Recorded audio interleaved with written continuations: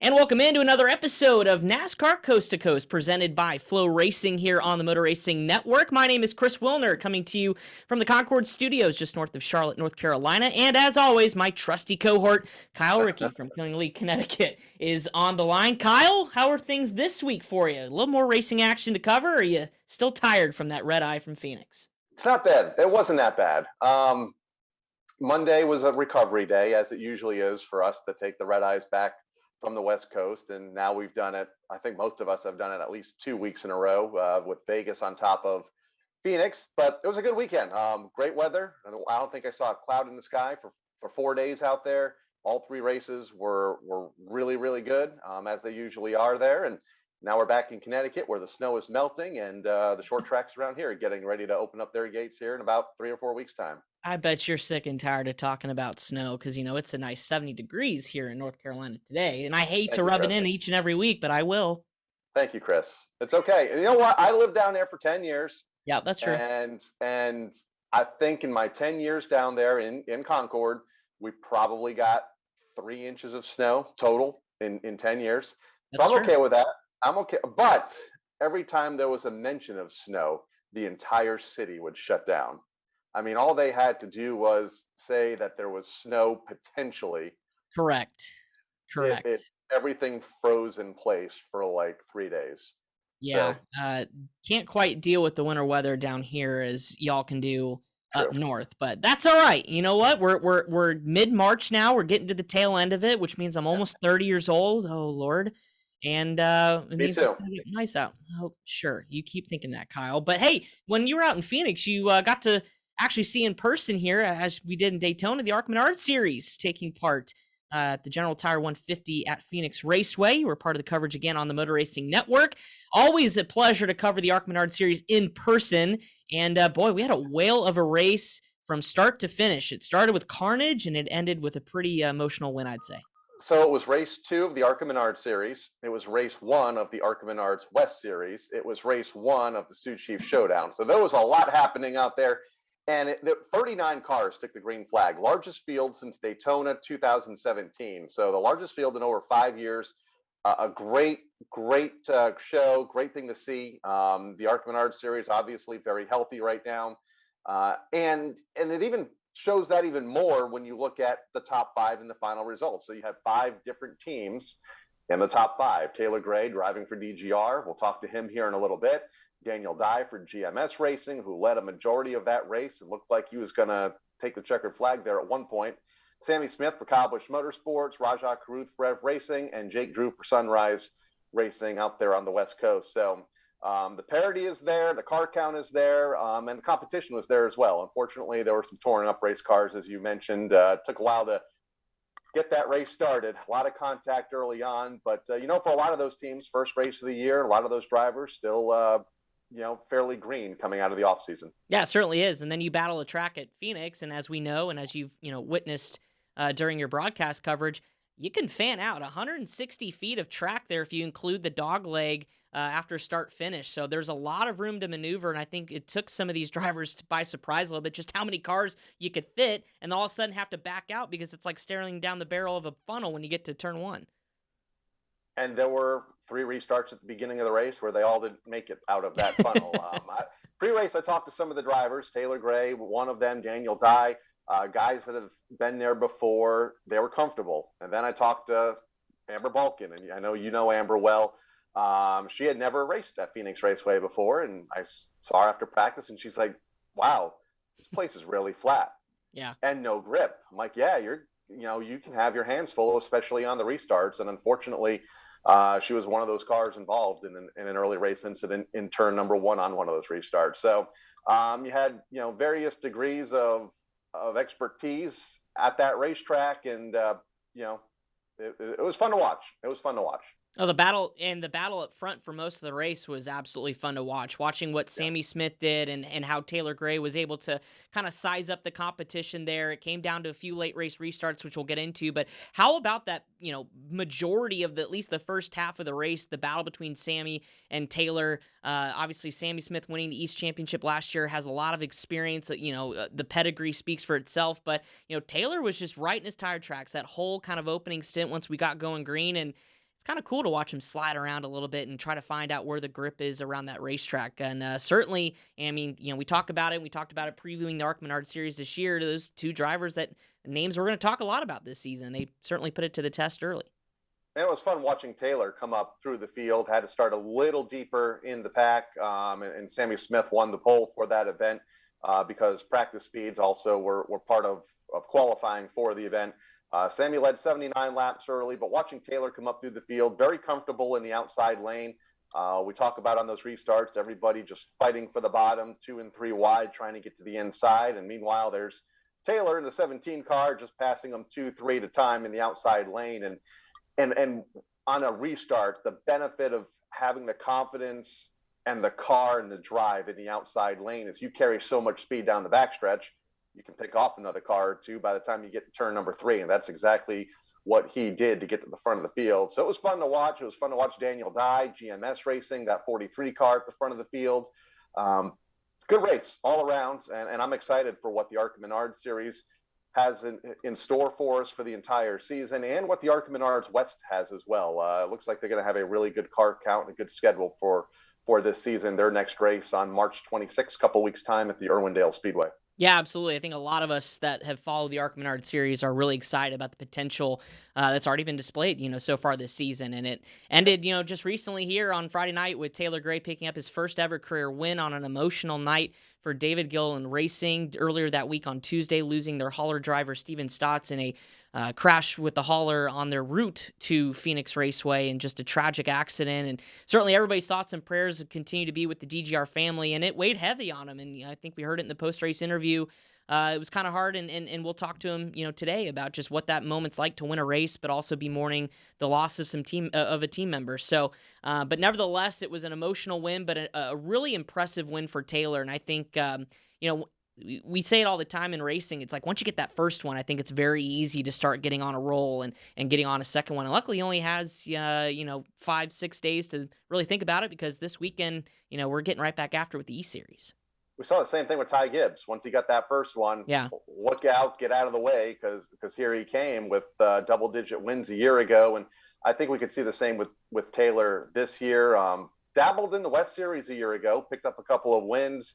That built confidence for this year, and right out of the box here, race number 2, and really the first race that he was eligible for, because he couldn't run Daytona because of his age, back in victory lane. So going to build confidence for the start of the East season, or the continuation, I guess, of the East season this week at Five Flags Speedway in Pensacola, Florida. A lot of momentum on his side right now. Certainly, and he got it done by passing Daniel Dye there at the late race restart, who admitted in his post-race interview at Daniel Dye, that he regretted choosing the top on 1.5 miles on a restart, and that's where it bit him. And that's the learning curve, right, Kyle? These young racers got to figure out what's the best for them at the late race, when it comes down to a late race restart. So certainly I think Daniel Dye, maybe if he chose the bottom, maybe things could have been different.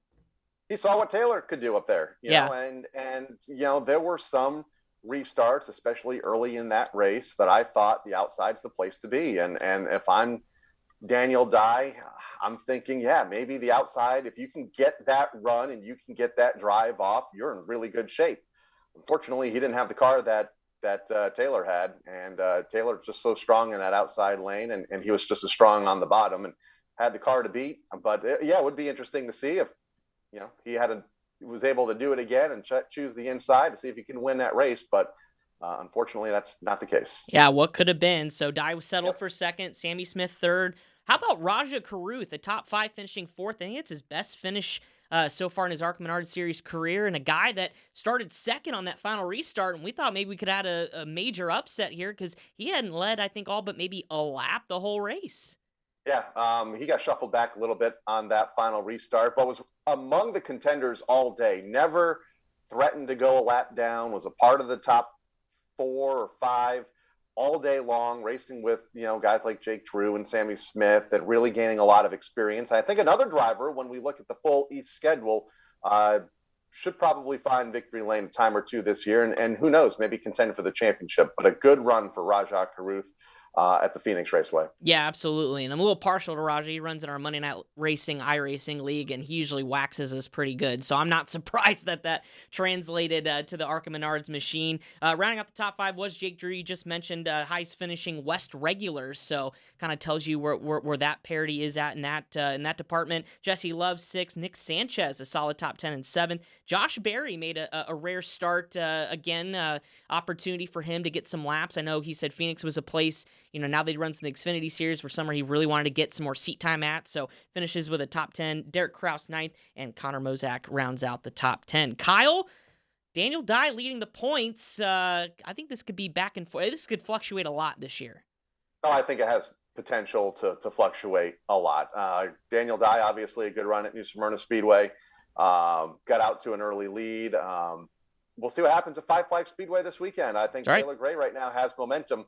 And, I'm not sure I believe in it, but I feel like every driver and team member that I've talked to over the last many years of doing this, they all believe in momentum. So we'll see how that momentum carries over to Florida this week. As Kyle mentioned, Pensacola, the side of the Arca East on Saturday. That'll be an 8 p.m. start. You can watch it on Flow Racing Live, USA Network tape delay as well. The Arca Menards National Series, a little bit of a break here till about mid-April, April 23rd, where they'll visit Talladega to continue their season with the General Tire 200. Arca West will get going Saturday, March 26th, the day before my birthday, just for those of you keeping tabs at home. That'll be the Napa Auto Parts 150 at Irwindale Speedway at 10 p.m. Eastern on Flow Racing as well. All right, well, we talked about Taylor Gray, an emotional victory, but nevertheless, a first-time win is always something you'll never forget. We're going to talk about it coming up here in studio when we come back on NASCAR Coast to Coast live on the Motor Racing Network, presented by Flow Racing.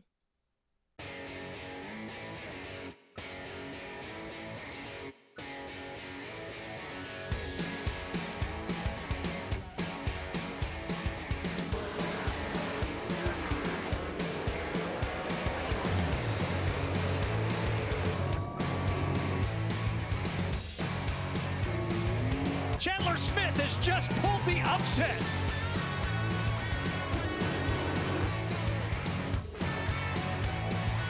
Justin Bonsignor has done it. What a battle, door to door down the back straightaway.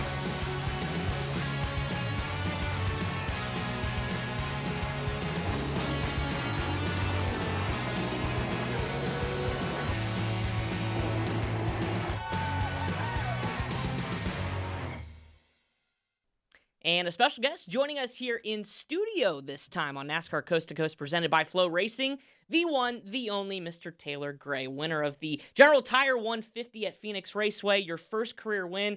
Thanks for joining us. I know you've had a busy morning, but have you come off the high yet of winning that first career race? Yeah, thanks for having me. Yeah, I mean, it was kind of tough to even be in a high, right? Just because it was an emotional day. But yeah, no, I mean, I think it's been, it was a good. It was a good day. I mean, emotional-wise, pretty much all of our emotions were shot. But performance-wise, it was a good day for sure. I couldn't thank everybody enough at DGR, Chad Johnson, for bringing a really good race car. Just got to keep this momentum on to Pensacola this weekend. At what point during the day, practice, qualifying, the race, did you realize I got a car that could potentially win this thing? Yeah, I felt like right when we unloaded for practice, to be honest with you, we were really good. With the whole open qualifying deal that ARCA does, we got stuck in traffic in qualifying, which hurt us pretty bad. But I mean, we were still decently fast with being behind a lap car for half a lap. So, but I felt like right when we unloaded, and the first couple laps of practice, I felt like we had a race car to beat. And obviously in the race, we were really good. Right at the halfway break, we struggled a little bit, just trying to get the race car to come to us. But once it did, we were really fast. An emotional day, but even just getting to the racetrack, what was that like? Because it was a car that you weren't prepared to run. That car was in Pensacola, so did it feel any different? And just kudos to the team, I'm sure, for getting that thing put together. Yeah, no, it didn't really feel any different. Chad's pretty particular on all of his stuff being the same. So luckily, we were ahead of things, and we had that car to where we could switch it over real fast to our Phoenix setup and everything that was on the primary that we had lost, unfortunately. So It didn't really feel any different. I mean, obviously, it was a little weird going to the racetrack. Showing up. That's not my hauler. That's not the race car that was supposed to be here. Sure. So that was definitely a little weird and a little emotional. But besides all that, no, I think I mean, obviously, the race car was really good. But no, the race car didn't feel any different.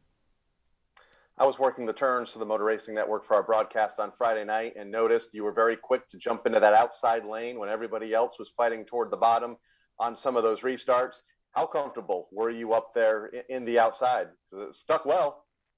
Yeah, I feel like I had better restarts and launches than everybody all day. And I felt like whenever, Sammy had been taking the bottom. So in my eyes, if you get a good launch, you can drag him back through the dog leg and then take all the air off his door in 1 and 2, and then you're leading coming out of 2, right?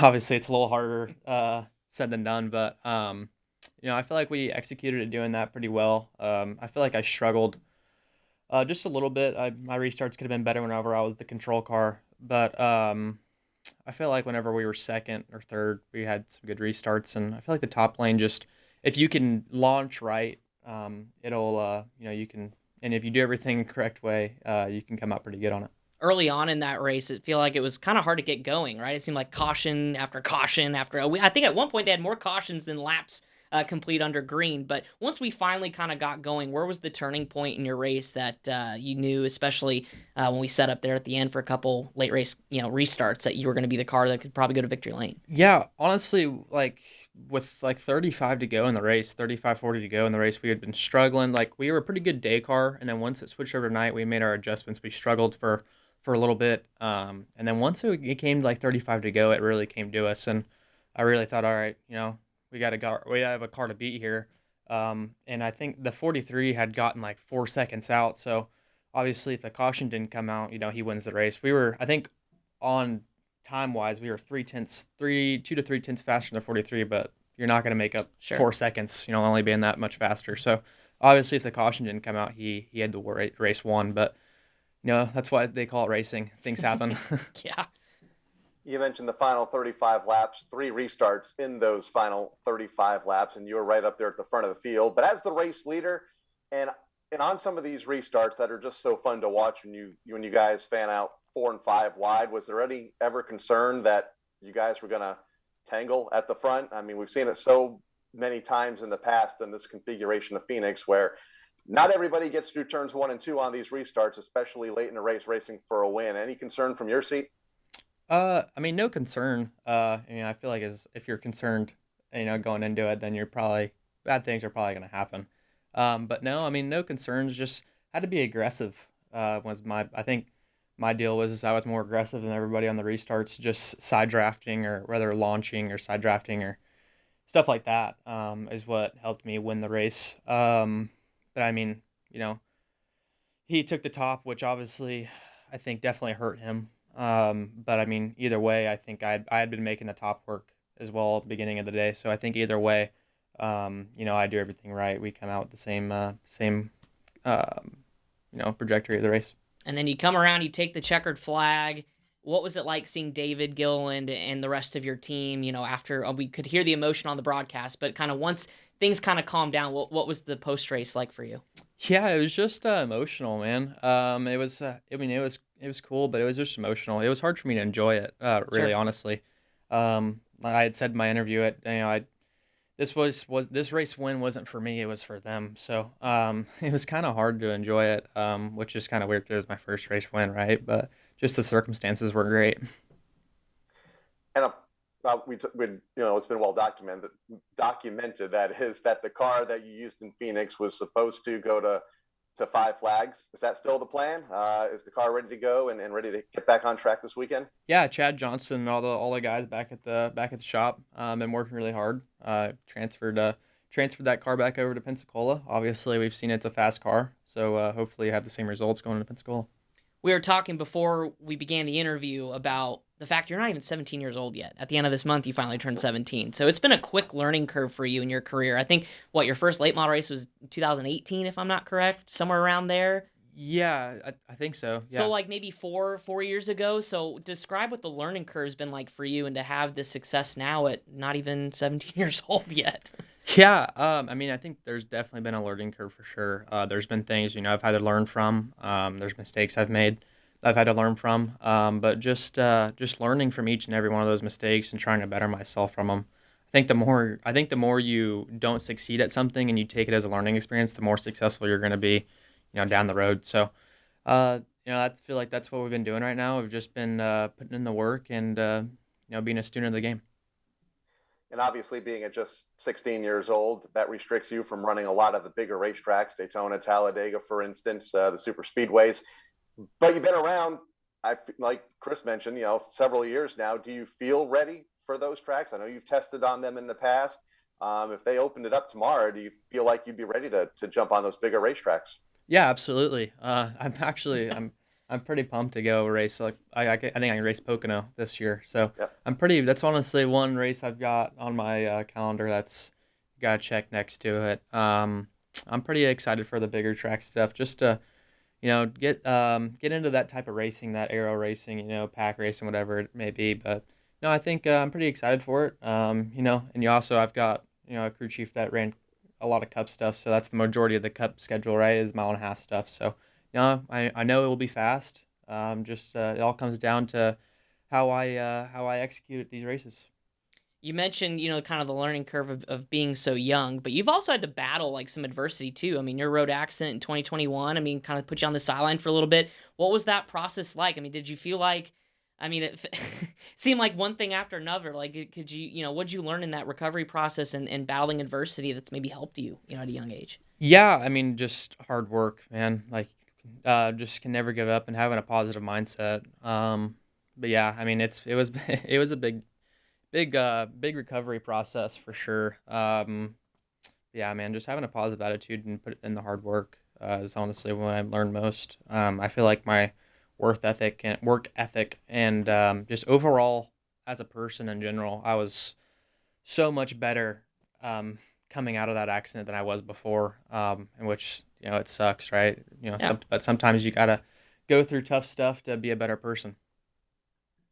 It's amazing how bad things can shape a person for the better down the road, now in the short term and especially in the long term. And around all of that, a year ago, 11 ARCA Menard Series races on the national scene, most on short tracks. I think there was a road course in there. I think you ran on a dirt track. What'd you like about a year ago in your part-time effort? Yeah, I feel like at the end of the more towards the end of the year is whenever we started running, how we should have been, or I mean, better than we should have been running better. We should have been winning races, but I feel like we started running better at the end of the year. Just because I mean, think about it. Me and Chad had only had a couple races together, and then I got hurt, and I was out for a couple months. So, but no, I feel like at the end of the year last year we started running better. And right around whenever Phoenix came around, and at the end of the year last year is whenever I feel like we were really fast and where we should have been. We obviously still had to pick up some speed to beat the 18, but I feel like we were getting closer.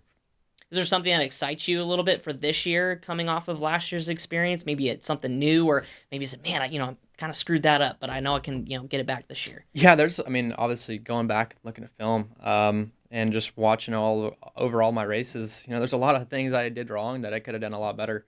There's some races I could have put myself in the position to win and I didn't. So just looking at those things, going back and looking at those things and just fixing those things, if that makes any sense. But I think the biggest thing is, we got some good stuff coming here pretty soon that I think is really going to be good. Obviously, with our stuff, we're still racing with the stuff we raced with last year, and we've made a lot of gains on it. So I think when our new stuff comes around, we'll be really fast. You teased on it there, and I'm going to pry a little more. Obviously, you're going to run in the ARCA Menard Series East, which continues this weekend. You ran in a truck. What's the schedule look like for 2022 right now for you? Yeah, I mean, pretty much the same thing as last year, minus getting hurt.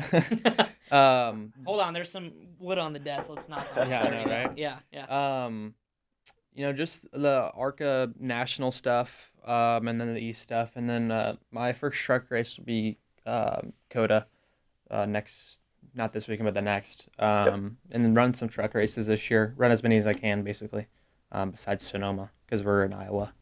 Yeah, and that truck start will be your birthday weekend, right? Yeah, Too. So a little yeah. happy birthday to you, I know, right? all right, right. That's awesome. I'd be remiss too to talk about your brother and what that's been like with Tanner running in the Camping World Truck Series full time. Where's the competitiveness between the two of you? I mean, are you constantly trying to one up each other? I mean, I feel like both of you have been so successful at a young age. I mean, do you kind of feel that throughout your career? Yeah, we just kind of do our own deal, I guess. When we go to the racetrack, we just do our own deal. We don't really, at least from talking from my side, I don't really worry about what they've got going on. I worry about my stuff and how we're performing, and where we need to be better. He's adapting to the oval track stuff and has been the last couple of years after finding so much success in the drag racing world, as has most of your family.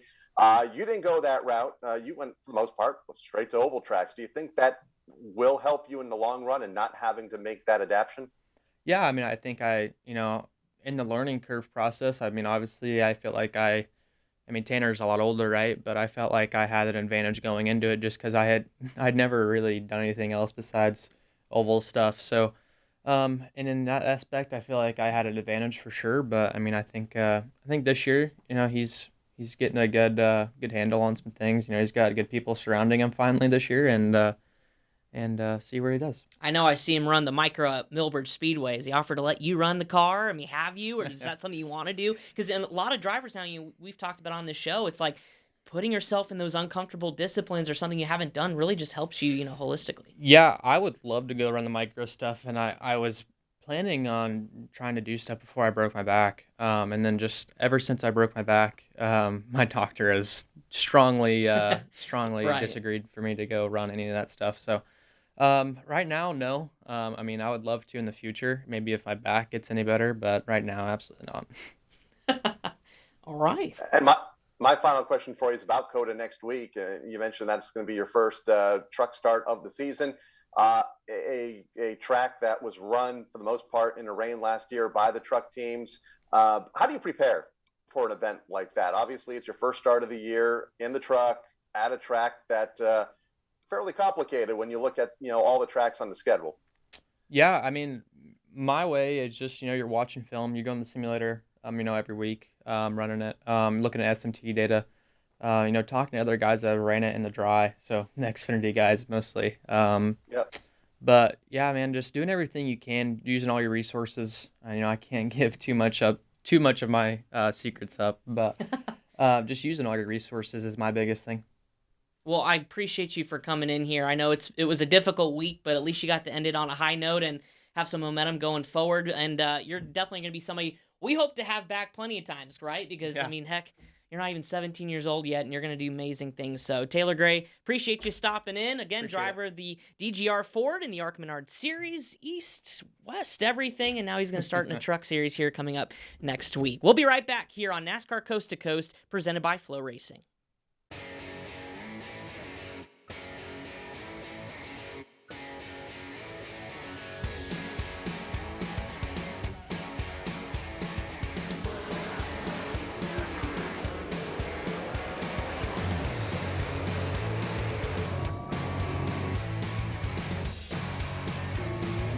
Chandler Smith has just pulled the upset.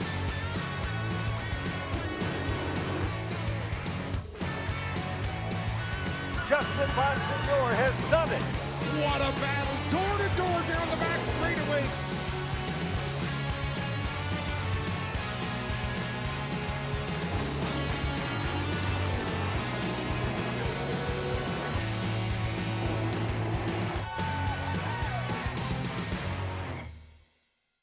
And welcome back on to NASCAR Coast to Coast, presented by Flow Racing. Back in the studios with you. Just heard from Taylor Gray. Kyle, a very well-spoken young man for a sub-17-year-old, and certainly, like we mentioned, one driver that we're going to keep our eyes on. I'm sure he'll be on the show plenty of times here in the next couple years.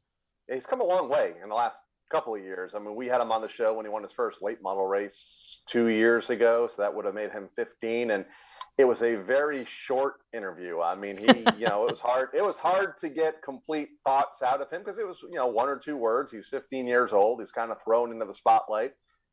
It's okay. I was the same way when I was that age. So Yeah. he's come a long way, and look forward to, like you mentioned, talking to him for years to come. I'm sure he's going to find a lot of success in this business, whether it be at the ARCA level and then in NASCAR's National Series in the next several years. Absolutely, and that's why they have things like media training and PR reps, Right. because they help you with that kind of stuff, right? Not everybody's as gifted as you and I, Kyle. Oh, no, I'm just kidding. We're just patting our ego here.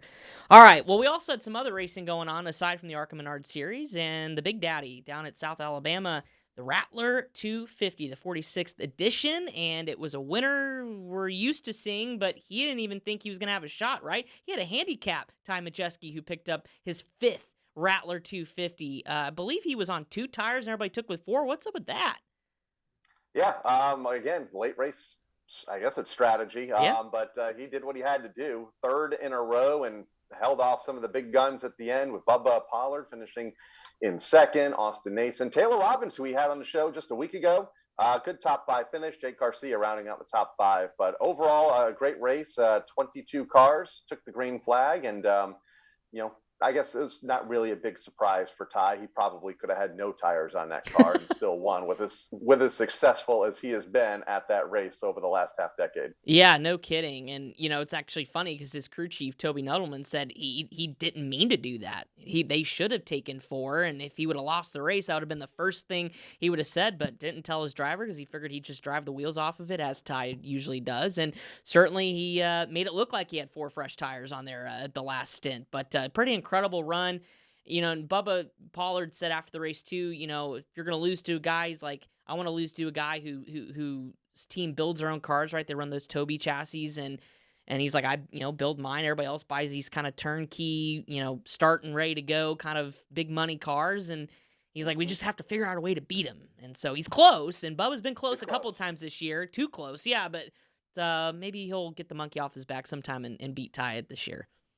And at some point, I'm sure that will happen. I tell you what, and obviously I didn't see the race. I was covering the Cup Series race, and I guess it would be the Xfinity race as well down at the Phoenix Raceway in Arizona for MRN. But I saw some of the Instagram and Facebook feeds. Felt a little weirded out seeing the rattlesnake on the front straightaway. He's big. I feel like he's gotten bigger. A big snake, and it's like that rattle was on cue. It's like they hit record and he knew what to do. They've been feeding that boy some healthy food because he's getting big. And I tell you what, I don't have a phobia of snakes like a lot of people do. I mean, for me, it's bees and some other stuff. But even the thrill seeker in one Chris Wilner, I don't know. I mean, sure, if you win, the adrenaline, you're maybe not thinking about it. But I would, as soon as I kneeled down, all I would be doing is looking at it. Like, just don't look at me. Don't get close. Yeah. So. You know what? They're just, we were talking about this again in Phoenix over the weekend while we were roaming Rattlesnake Hill outside of turns 1 and 2 now at the raceway. And one of our guys deathly afraid of snakes. I'm like, they're probably just as afraid of you.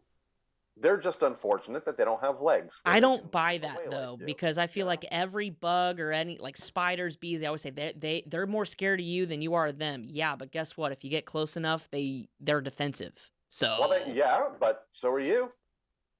Yeah, but I don't really want to go attack a snake. Snakes don't care.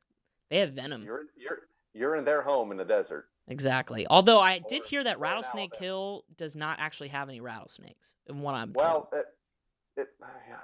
I've heard both. I've never seen one. Me neither. But apparently they cleared them out prior to race weekend. I don't know how you do that, but if there are snakes there, rattles or not, apparently they cleared them out before they opened the hillside to spectators for the races. All right, well, let's get 4 tires back on the ground here before we get somewhere completely different than what we were talking about. $17,500 was the purse for Ty Majeski winning the pole and some of the contingencies. You mentioned Bubba Pollard finishing 2nd.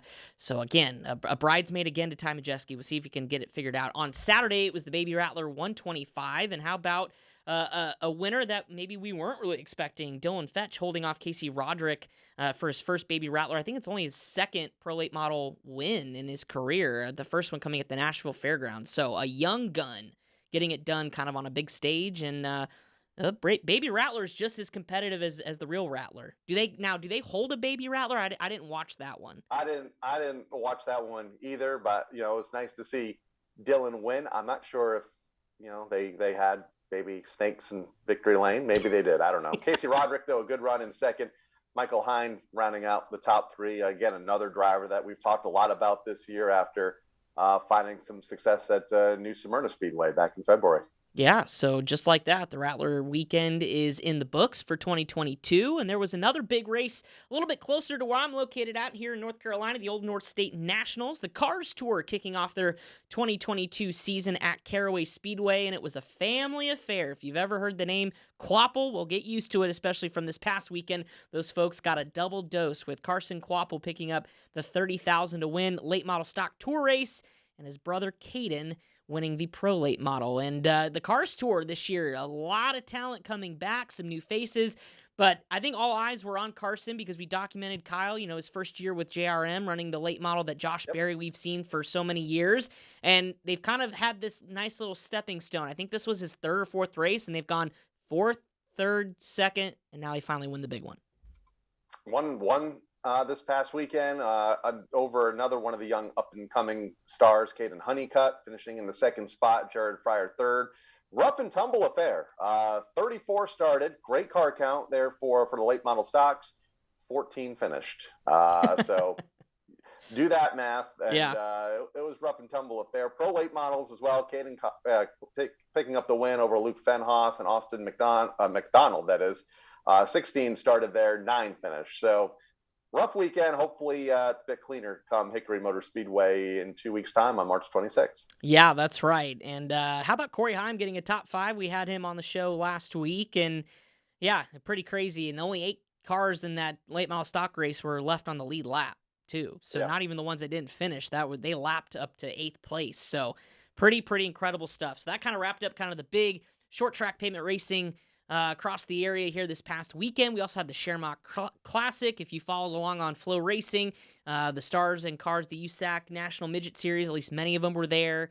And it was picked up the opening night win by Thomas Meserol, a fan favorite. If you've ever listened to an interview, if you haven't heard an interview for Team Ez, just go on to Flow and just search them because they're all gold. He's my favorite interview at the Chili Bowl. And then obviously his teammate Justin Grant, who is in National Midget Championship lead at this point, picked up the second night win down there at the Southern Illinois Center in DuQuoin, where my last dirt race was in a micro. So kind of cool. Other racing elsewhere over the weekend, Tucson Speedway in Arizona opened up their regular championship season. Dylan Jones claimed the win in super late models. Their next event coming up on March 26th. And this coming weekend, South Boston Speedway going to open up with twin 65-lap events for the late model stock cars, plus their limited sportsman, pure stock, and Hornet divisions, all in action this Saturday for their season opener for one of the marquee NASCAR home tracks at South Boston Speedway in Virginia. Couple entry lists are now open as we kind of get going here for the remainder of a lot of our tracks to begin their 2022 seasons. The ARCA CRA Super Series opener at Anderson near my hometown of Indianapolis, Indiana, coming up on Saturday, August 9th. Those entries are now open, and there's already like 34 or 35 entries for the past series, the Easter Bunny 150 at Hickory Motor Speedway coming up next weekend on March 18th and 19th. Twin 150s out there. I know Derek Griffith has already entered. He's a past champion. So some big races still coming up. Easter Bunny 150. I can't believe it's already Easter almost. Goodness, Kyle. What do you mean still coming up? We're just starting the season here. But I'm just saying, I feel like it, well, I guess I didn't say it the right way. We're already almost talking about Easter. I still feel like we're in winter mode. Yeah, Easter Bunny coming up at Hickory Motor Speedway a couple of weeks' time. They have a good early entry list. The Spring Sizzler, the Stafford Motor Speedway, my home racetrack up here in Connecticut. I think we're up to 37 entries for that event. Still 5 or so weeks out. So, a lot of big spring events coming up here as we get set for the regular weekly grind of competition throughout this country. That's right, and as local short tracks are opening up, a reminder, the ARCA Menards E-Series coming up on Saturday. This Saturday, March 19th at Five Flags Speedway in Pensacola. That green flag expected at 8 p.m. on Flow Racing. You can watch it live on Flow, which is what our show is presented by, so get to Flow, get your subscription. It's also be on USA Network on a tape delay. Kyle, anything to look at as we get the E-Series going? Can anybody beat Sammy Smith again? I don't know. I think he's in. I don't want to say he's in a league of his own, but it'll be interesting to see what happens. You mentioned Daniel Dye a little bit earlier. I think he is in that ballpark, and obviously, we talked earlier. Momentum is everything, and Taylor Gray has it right now. So I think he will be a factor come this weekend back in Florida for the ARCA Menard Series. Looking forward to locking in this weekend, but first things first, Kyle and I will be on the road with Motor Racing Network's coverage of the NASCAR Camping World Truck Series event at Atlanta Motor Speedway. And Kyle, before I let you go, kind of excited to see what the Super Speedway now looks like. What do you think? I'm not buying it. No? Okay. No, I think restarts will be interesting. I just don't see how it's going to be like Daytona and Talladega with a flat, bowed out, double dog leg, whatever you want to call it, front stretch. The potential's there, and we might see it, but I just don't think we're going to see a Daytona or Talladega-esque race like we keep hearing. Sure. And I talked to some drivers in Phoenix. I'm like, is it really going to be like Daytona and Talladega? And they said maybe for a lap or two, but it's not going to be 200 miles of 2 and 3 wide racing like we see at the traditional super speedways. Well, there's only way to figure out what's going to happen, and that is either be there or tune in to the live coverage on the Motor Racing Network, 2:30 green flag out at Atlanta Motor Speedway. Kyle and I will be there. Kyle, safe travels for you later on this week, and looking forward to it. Another weekend of racing. Look forward to it. Look forward to seeing you down in Atlanta. All right. Well, that does it for us here on NASCAR Coast to Coast, presented by Flow Racing. Enjoy the weekend of coverage, including the ARCA Menards East down at Pensacola. We'll talk to you next week.